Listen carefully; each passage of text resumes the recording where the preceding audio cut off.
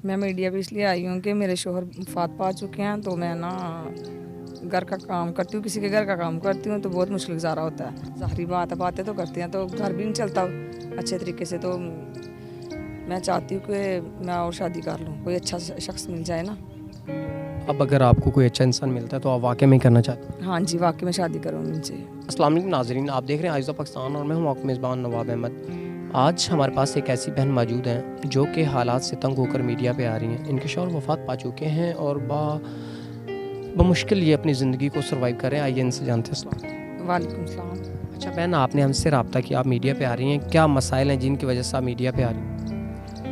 मैं मीडिया पे इसलिए आई हूँ कि मेरे शोहर वफ़ात पा चुके हैं, तो मैं ना घर का काम करती हूँ, किसी के घर का काम करती हूँ, तो बहुत मुश्किल गुजारा होता है। निज़ाम चल जाता है जो आप लोगों के घरों में काम करती हैं, ज़ाहिर सी बात है लोग बातें भी करते होंगे आपको। ज़ाहिरी बात है, बातें तो करते हैं तो घर भी नहीं चलता अच्छे तरीके से। तो मैं चाहती हूँ कि मैं और शादी कर लूँ, कोई अच्छा शख्स मिल जाए ना, तो उनसे शादी कर लूँ। शादी के लिए मीडिया पे आ रही हैं ताकि आपकी तमाम तर ज़रूरियात पूरी हो जाएँ।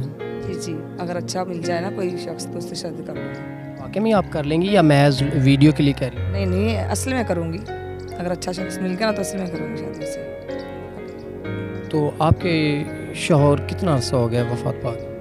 3-4 साल हो गए। से यूं ही अपनी ज़िंदगी को चला रही हैं लोगों के घरों में काम करके। हाँ जी।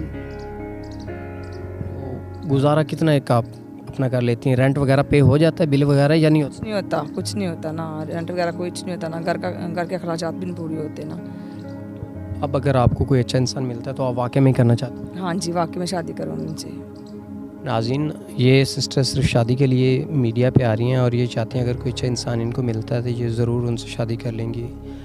अगर ये लोग आपको हकदार लगें तो ज़रूर आप इनसे रब्ता करें और इसी के साथ अपने मेज़बान नवाब अहमद को दीजिएगा इजाज़त। खुदा हाफ़िज़।